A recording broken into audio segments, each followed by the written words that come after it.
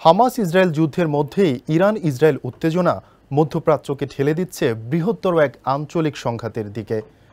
সিরিয়ায় ইরানি কনসুলেটে ইসরায়েলি হামলা, জবাবে ইসরায়েলে ইরানের হামলা, তারপর আবার ইসরায়েলের পাল্টা জবাবের পর এখন প্রশ্ন, কি করতে যাচ্ছে তেহরান?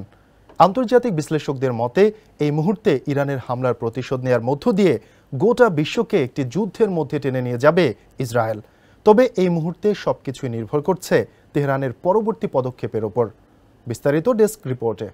ইসরায়েলের মাটিতে ইরানের হামলার জবাবে তেল আবিব যদি পাল্টা কোনো হামলা চালায় তবে তাৎক্ষণিকভাবে তার শক্ত জবাব দেওয়ার হুঁশিয়ারি দিয়েছিল ইরান। ওয়ালটন ফ্যানের অ্যারোডাইনামিক ব্লেড ঘরের কোনায় কোনায় ঠান্ডা বাতাস ছড়িয়ে হাওয়া বদলে নেয়। পশ্চিমা দেশগুলোরও সতর্কবার্তা ছিল যেন তেহরানের হামলার কোনো প্রকার জবাব না দেয়া হয়, কিন্তু সেসব কথা কানে না তুলে শুক্রবার সকালে ইরানের আকাশপথ লঙ্ঘন করে সরাসরি ইস্পাহানে ঢুকে পড়ে ইসরায়েলের একাধিক ড্রোন। বিশ্লেষকরা মনে করছেন এই হামলার মাধ্যমে মধ্যপ্রাচ্যের সংঘাতকে আরও বিস্তৃত আকার দেওয়ার সূচনা করল তেল আবিব। এখন ইরান কিভাবে এর পাল্টা জবাব দেবে তাই ধারণা করার চেষ্টা করছেন বিশ্লেষকরা। ইসরায়েলের হামলার পর ইরান ব্যাপারটিকে খুবই স্বাভাবিকভাবে নিয়েছে, এমনকি ইরানের মাটিতে কোনো প্রকার হামলা হয়নি বলে আনুষ্ঠানিকভাবে বক্তব্য রেখেছে তেহরান। এমন পরিস্থিতিতে মনে করা হচ্ছে ইরান সংঘাতকে দমিয়ে রাখার জন্য নিজের দিক থেকে যথেষ্ট চেষ্টা করে যাচ্ছে। যদিও ইরানের সামরিক বাহিনী বলেছিল পাল্টা আক্রমণের জবাব বেশ কড়াভাবেই দেয়া হবে।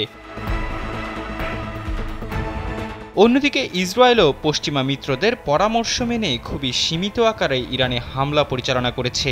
এই হামলায় কোনো ধরনের ক্ষেপণাস্ত্র ব্যবহার না করে শুধু ড্রোন পাঠিয়ে জবাব দেওয়ার চেষ্টা করেছে তেল আবিব। এতে কোনো ক্ষয়ক্ষতির খবর এখন পর্যন্ত পাওয়া যায়নি। মনে করা হচ্ছে ইরানের কড়া প্রতিক্রিয়া এড়াতেই শুধু মুখ রক্ষার দায়ে এই হামলা পরিচালনা করেছে ইসরায়েল।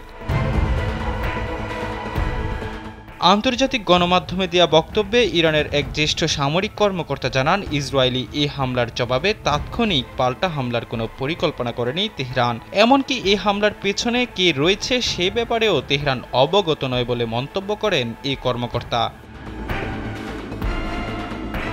বিশ্লেষকদের মতে ইরানের কোনো পারমাণবিক স্থাপনা অথবা সামরিক ও বেসামরিক কোনো প্রাণহানি ঘটলে এর প্রতিক্রিয়া তীব্রভাবে দেখানোর চেষ্টা করত তেহরান। যেহেতু ইসরায়েলের এই হামলায় কোনো প্রকার ক্ষয়ক্ষতি হয়নি, তাই তেহরান এখন কৌশলগতভাবে নিশ্চুপ থাকার সিদ্ধান্ত নিয়েছে।